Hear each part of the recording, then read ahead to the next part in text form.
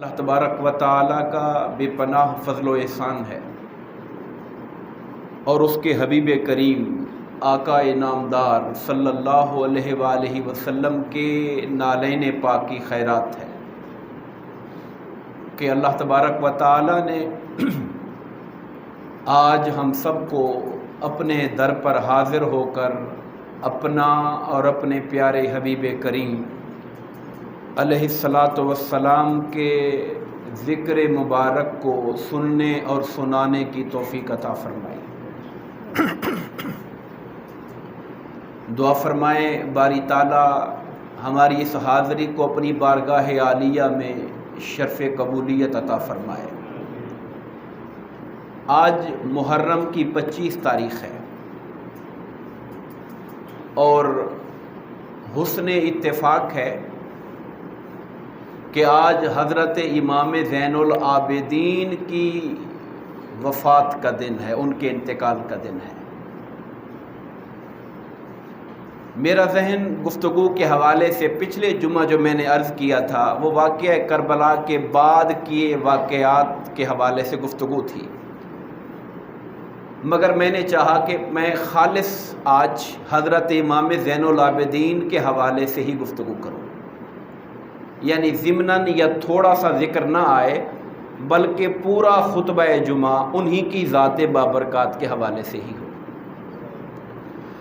اور اس کا شوق اور اس کی خواہش اس لیے بھی ہے،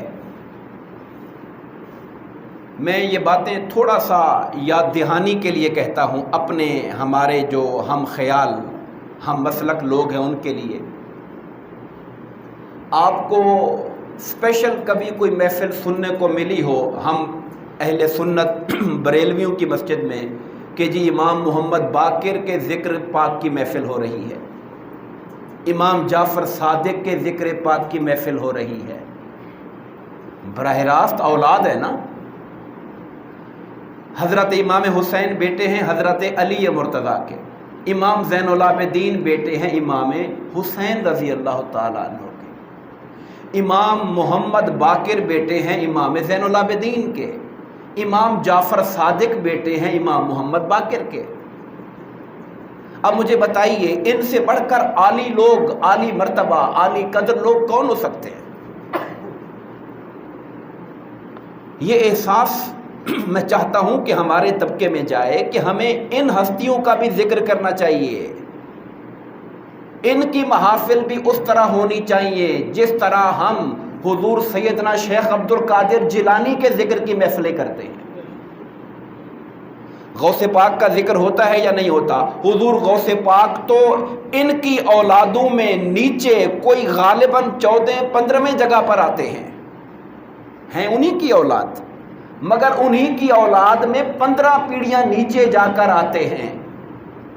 اب پتہ نہیں یہ کیسی تقسیم ہم نے کر لی اور یہ کیسے بٹ گئے ہم لوگ کہ انہی کی اولاد میں جو 14-15 پیڑھی نیچے لوگ آ رہے ہیں ان کا ذکر تو ذوق و شوق سے کرتے ہیں، مگر ان کی اولاد امام حسین کے بیٹے زین العابدین، امام محمد باقر، امام جعفر صادق، امام تقی، امام نقی، یہ جو اہل بیت کے اوپر کے لوگ ہیں ان کے محافل اور ان کے ذکر کا تذکرہ ہماری محفلوں میں مسجدوں میں کثرت کے ساتھ نظر نہیں آتا۔ یہ وہ مسلکی اثرات ہیں، یہ وہ بانٹ ہے، تقسیم ہے جو ہمارے ہاں ہو گئی ہے، اور میں اس کا ذکر کر کر کے آپ کی توجہ دلانا چاہتا ہوں کہ یہ باتیں نہیں ہونی چاہیے تھی، اس طرح سے بانٹا نہیں جانا چاہیے تھا۔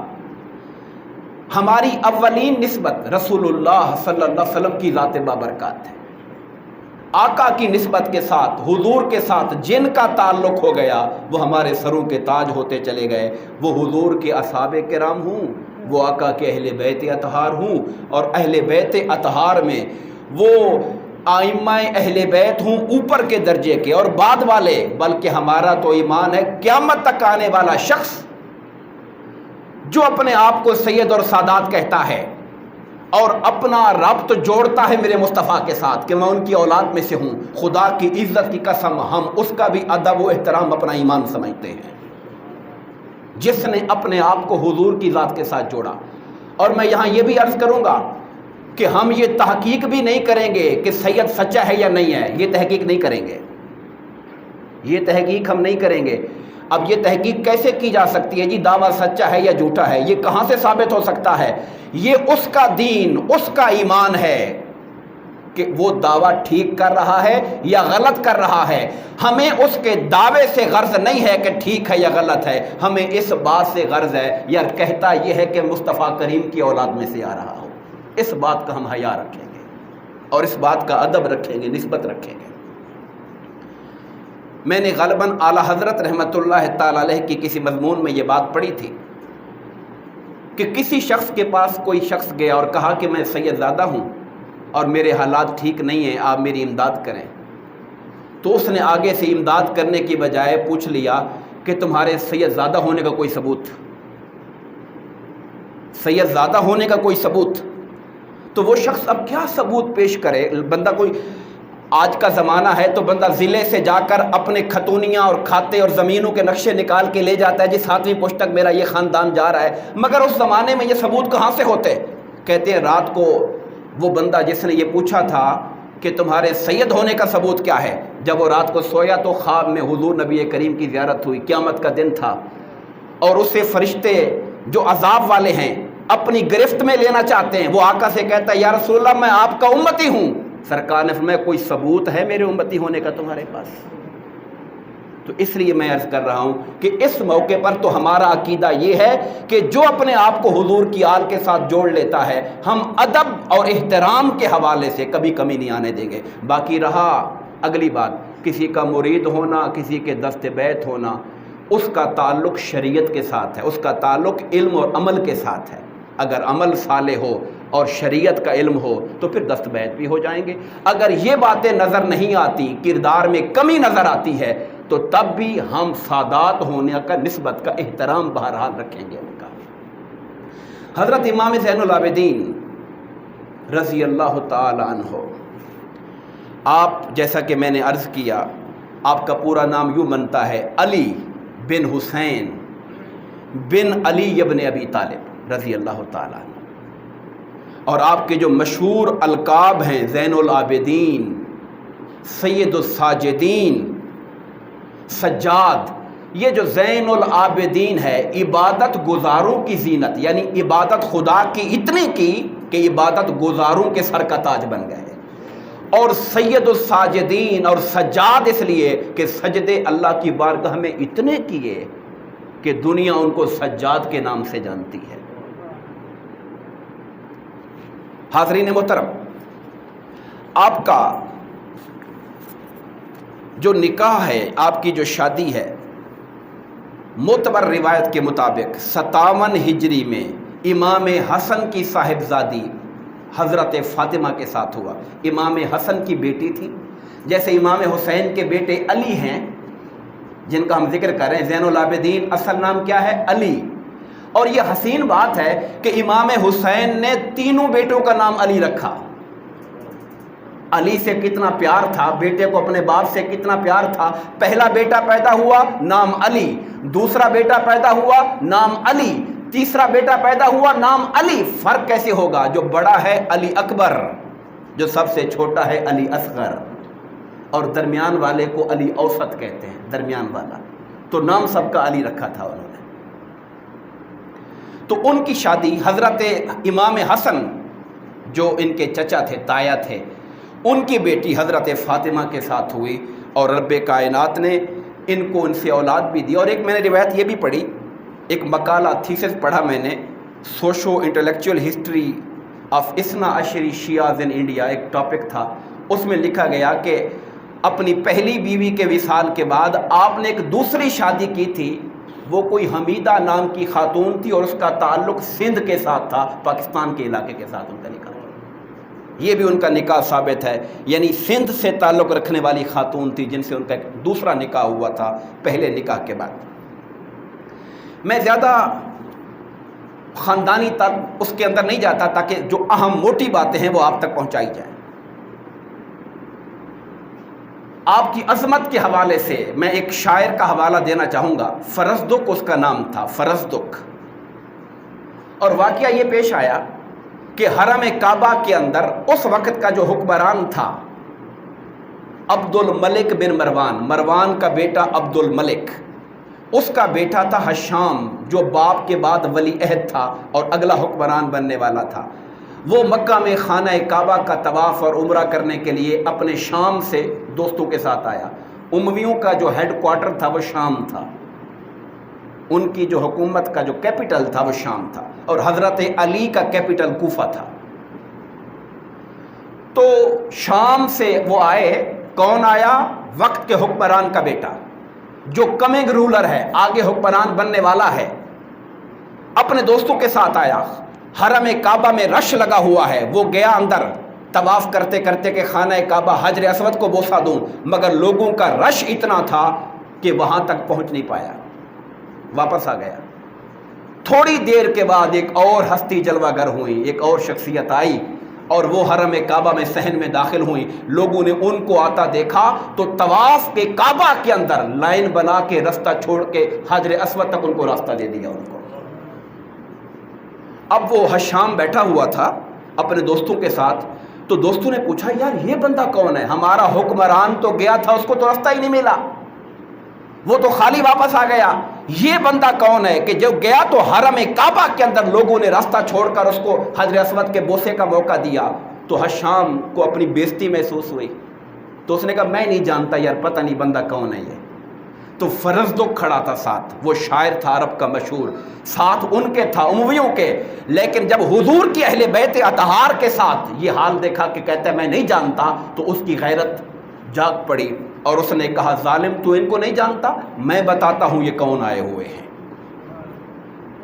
اس نے کہا ھذا الذی تعرف البطھا وطأتہ، یہ وہ ہستی آئی ہے جن کے قدموں کو مکہ اور مدینہ کی سرزمین، جن کے قدموں کی چاپ کو پہچان جاتی ہے، یہ وہ ہستی آئی ہوئی ہے۔ والبیت یعرفہ والحل والحرم، اللہ کا گھر خانہ کعبہ ان کو پہچانتا ہے، حرم ان کو پہچانتا ہے، حرم سے باہر کی دنیا ان کو پہچانتی ہے۔ ھذا ابن خیر عباد اللہ کلہم، ھذا التقی النقی الطاہر العلم، یہ وہ ہیں جو کائنات کے سب سے افضل انسان محمد مصطفیٰ کی اولاد میں سے ہیں، یہ متقی ہیں، یہ نقی ہیں، ان سے زیادہ اعلیٰ حسب و نسب والا اور سردار اور کوئی نہیں ہے۔ تو نہیں جانتا ان کو یہ کون ہے؟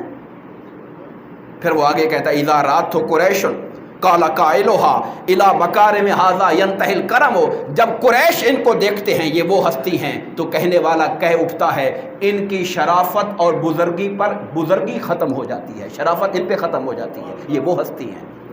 تو نہیں جانتا کہ یہ کون ہے؟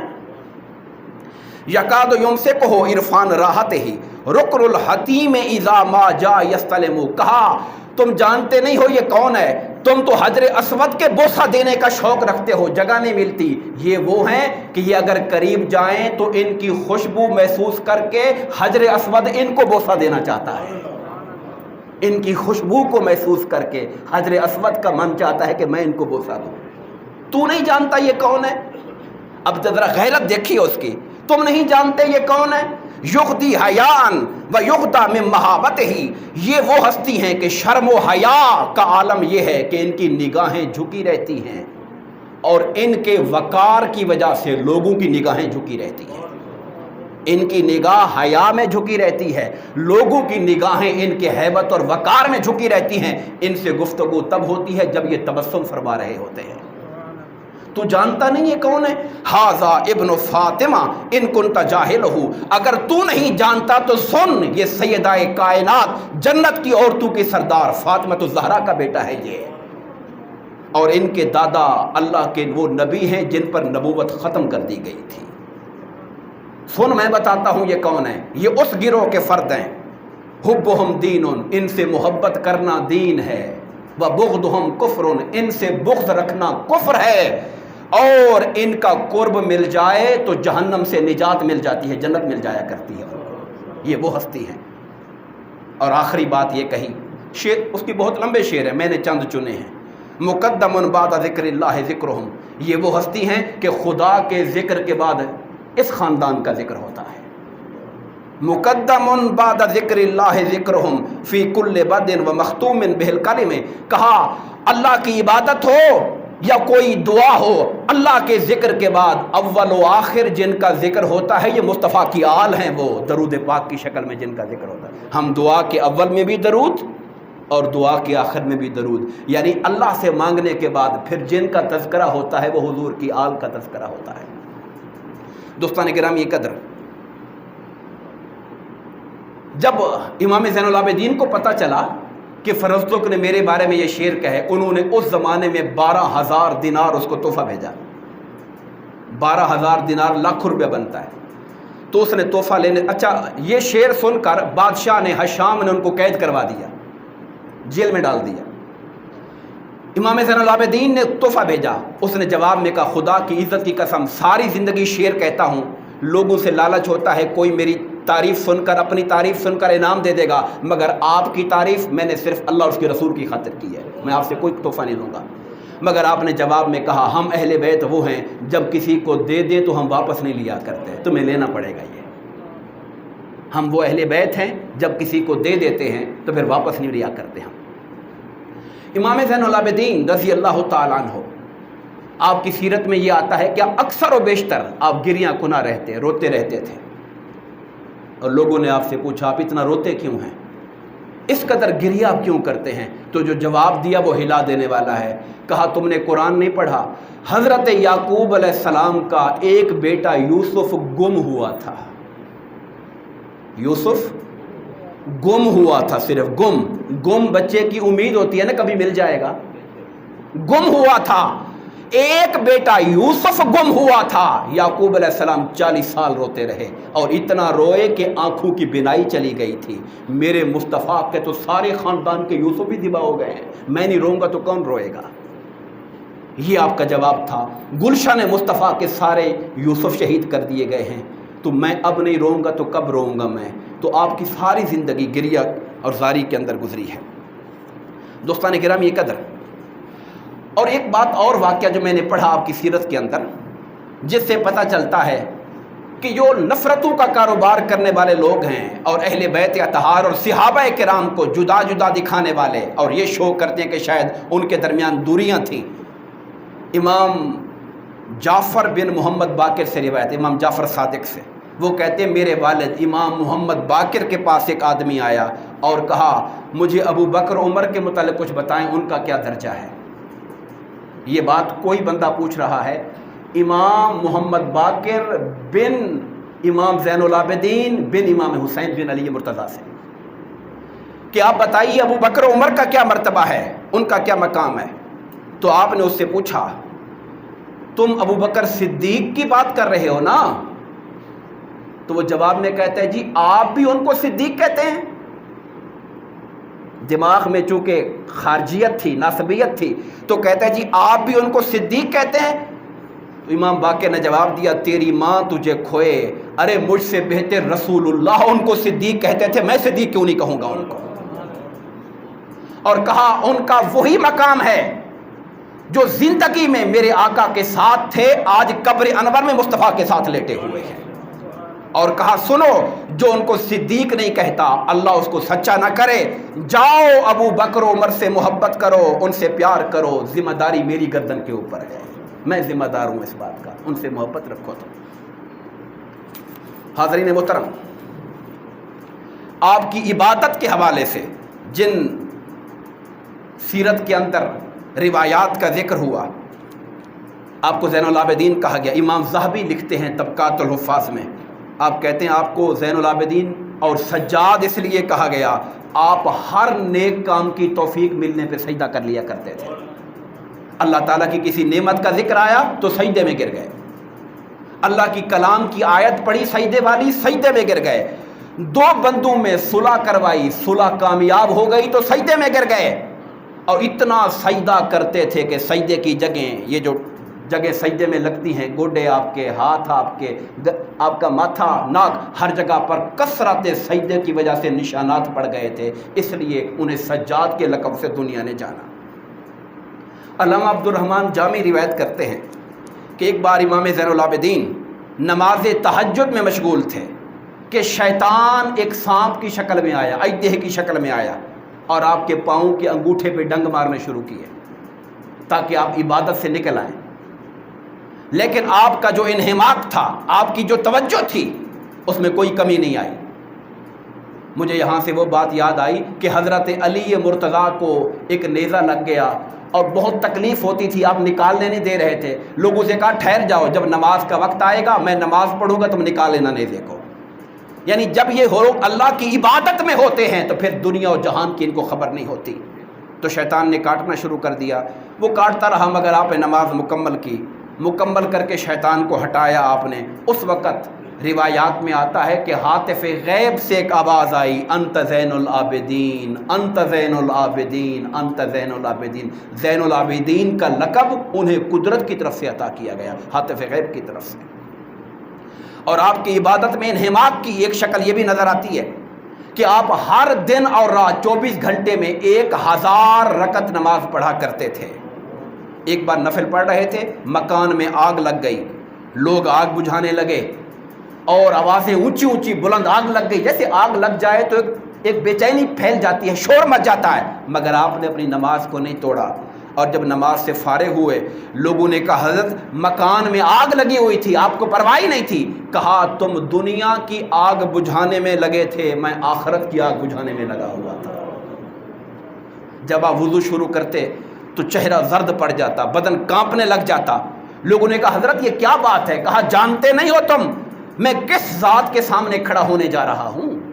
اس ذات کا تصور کر کے میرے بدن پر کب کبھی طاری ہو جاتی ہے۔ یہ ذوق عبادت تھا جس نے انہیں زین العابدین بنا دیا تھا۔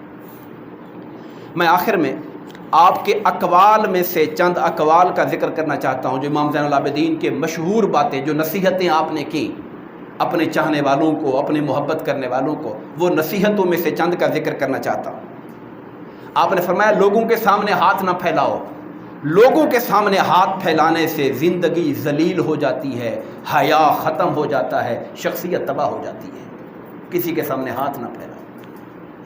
پھر فرمایا جو شخص قطع رحم کرتا ہے، یعنی رشتہ داروں سے تعلق توڑتا ہے، قطع رحمی کا معنی ہے رشتہ داروں سے جو تعلق توڑتا ہے، اس کے پاس بیٹھنے سے بچا کرو، کیونکہ اللہ نے قرآن میں رشتے توڑنے والوں پہ لعنت فرمائی ہوئی ہے۔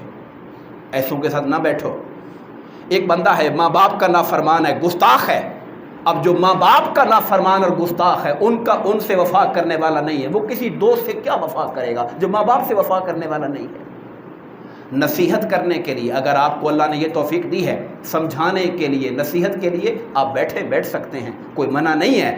لیکن ایک آدمی جو شریعت کا نافرمان ہو، اللہ رسول کا نافرمان ہو، ماں باپ کا گستاخ ہو، اس کے ساتھ یاریاں دوستیاں رکھنا میرے خدا کو ناراض کرنے والی بات ہے۔ اس لیے آپ نے کہا اس کے ساتھ نہ بیٹھو، چونکہ اللہ نے رشتے توڑنے والوں پر قرآن میں لعنت فرمائی ہوئی ہے۔ پھر آپ نے فرمایا کہ انسان کی اصلاح کے لیے اتنا کافی ہے۔ اگر کوئی بندہ اپنے آپ کو ٹھیک کرنا چاہتا ہے، اصلاح کرنا چاہتا ہے، تو اصلاح کے لیے اتنا کافی ہے کہ لوگوں کے عیب ڈھونڈنے کی بجائے اپنے اعمال پہ نظر رکھا کرے کہ میں کیا کر رہا ہوں، میرا حال کیا ہے، لوگوں پہ نہ دیکھے۔ بہادر شاہ ظفر نے کیا خوب کہا تھا، نہ تھی اپنے عیبوں پہ جو نظر، رہے دیکھتے اوروں کے عیب و ہنر۔ نہ تھی اپنے عیبوں پہ جو نظر، رہے دیکھتے اوروں کے عیب و ہنر، پڑی اپنے گناہوں پہ جو نظر تو نگاہوں میں کوئی برا نہ رہا۔ لوگ برے تب لگتے ہیں جب اپنا پتہ نہیں ہوتا، جب اپنے گناہوں پہ نظر پڑ جائے تو پھر دنیا بری نظر نہیں آتی، انسان اپنی اصلاح کرنے لگ جاتا ہے۔ پھر آپ نے فرمایا سنجیدہ ہو یا مذاق ہو، ہر حال میں چھوٹے بڑے جھوٹ سے بچو۔ یہ نہ کہو یہ چھوٹا جھوٹ ہے اور یہ مذاق میں کہہ دیا، نہیں، جھوٹ سے بچو۔ اس لیے کہ اگر کوئی شخص چھوٹے کام میں جھوٹ بولتا رہے گا تو اسے بڑے کام میں بھی جھوٹ بولنے کی جرت پیدا ہو جائے گی، اس لیے جھوٹ سے بچو۔ پھر آپ نے فرمایا مومن جب اللہ کی بارگاہ میں دعا کرتا ہے تو دعا کے بدلے میں 3 چیزوں میں سے کم از کم ایک شے اسے ضرور مل جاتی ہے۔ دعا کبھی رد نہیں ہوتی، دعا بیکار نہیں جاتی۔ کوئی یہ نہ سوچے یار دعا مانگا ملا کچھ نہیں، کہا نہیں، 3 باتوں میں سے ایک بات ضرور ملتی ہے، یا تو جو مانگا ہو اللہ وہ دیتا ہے، اور اگر اللہ وہ نہ دے تو اللہ سے مانگنا بھی ایک عبادت ہے، اللہ اس کا ثواب قیامت کے دن عطا فرما دیتا ہے۔ اور یہ بھی ممکن ہے کہ ہم مانگ رہے ہوں اللہ یہ دے دے، اور میرا خدا جانتا ہے آنے والے وقت میں اس پر کیا مصیبت آنے والی ہے، کیا تکلیف آنے والی ہے، کیا تنگی آنے والی ہے۔ اللہ اس دعا کی برکت سے آنے والے وقت کی تکلیفوں کو دور کر دیتا ہے۔ بندے کو پتہ نہیں ہوتا مگر دعا کا صلہ مل جاتا ہے، اس کو دعا کبھی رد نہیں ہوتی۔ اور آپ فرمایا کرتے تھے مومن کی نجات 3 چیزوں کے اندر ہے۔ نمبر 1، اپنی زبان کو لوگوں کے بارے میں باتیں کرنے سے روکے رکھو۔ یاد رکھیے ہمارے معاشرے کے اندر جو بڑی خرابیاں، فساد آیا ہوا ہے، اس کی ایک سب سے بڑی وجہ یہ ہے کہ ہم اپنی ذات پہ غور کرنے کی بجائے لوگوں پہ غور زیادہ کرتے ہیں۔ وہ یہ کر رہا تھا، وہ یہ کہہ رہا تھا، اس کے بارے میں پتہ چلا اس نے یہ کر دیا۔ لوگوں ساری جہان کی خبر ہے، اگر خبر نہیں ہے تو اپنی ذات کی خبر نہیں ہے انسان کو۔ فرمایا لوگوں کے بارے میں باتیں کرنے سے اپنے آپ کو روکو اور اپنے آپ کو ان کاموں میں مصروف رکھو جو دنیا اور آخرت کے فائدے کے لیے ہوں، اور اپنے گناہوں پہ رویا کرو۔ انسان سے خطا ہو جائے، غلطی ہو جائے تو توبہ کرو، اس پہ روتے رہا کرو، اس سے انسان کا نامہ اعمال صاف ہو جاتا ہے۔ اور ندامت اور توبہ سے اللہ انسان کے نامہ اعمال کو ایسے کر دیتا ہے جیسے بچہ ماں کے پیٹ سے نیا دنیا کے اندر پیدا ہوا ہے۔ نامہ اعمال انسان کا رونا اور گریہ کرنا اس کے نامہ اعمال کو گناہوں سے پاک اور صاف کر دیتا ہے۔ اور آخری بات جو میں عرض کرنا چاہتا ہوں، آپ نے فرمایا اپنے مومن بھائی کے چہرے کی طرف محبت اور پیار سے دیکھنا بھی اللہ کی عبادت ہوا کرتی ہے۔ یعنی مسلمانوں کے ساتھ نفرت نہ ہو، مسلمانوں کے ساتھ جھگڑا نہ ہو، فساد نہ ہو، لوگوں سے نفرتیں نہ کریں، لوگوں سے پیار کریں، محبت کریں۔ اور میرے آقا کا فرمان ہے لا تحتقر من المعروف شیئا، لوگوں نیکی میں سے کسی چیز کو بھی تھوڑا ہلکا نہ سمجھا کرو۔ اگرچہ کسی انسان کو، مومن بھائی کو مسکراتے چہرے کے ساتھ ملاقات کر لو، صرف چہرے پر سمائل لے آؤ، کوئی بھائی سامنے آئے اس کو دیکھ کر چہرے پر مسکراہٹ آ جائے، میں یہ بھی نیکی ہے۔ میرے مصطفیٰ کہتے ہیں اس نیکی کو بھی چھوٹی نیکی نہ سمجھنا، یہی بڑی نیکی ہے۔ مخلوق خدا کے ساتھ اچھا تعلق ہونا چاہیے اور ان کے ساتھ انسان کی محبت ہونی چاہیے۔ دعا فرمائیے اللہ تبارک و تعالی ہمیں ائمہ اہل بیت کی محبت عطا فرمائے اور ان کا جو سیرت اور کردار ہے ہمیں اس کی پیروی کی توفیق عطا فرمائے۔ آمین۔ وما علینا الا البلاغ المبین۔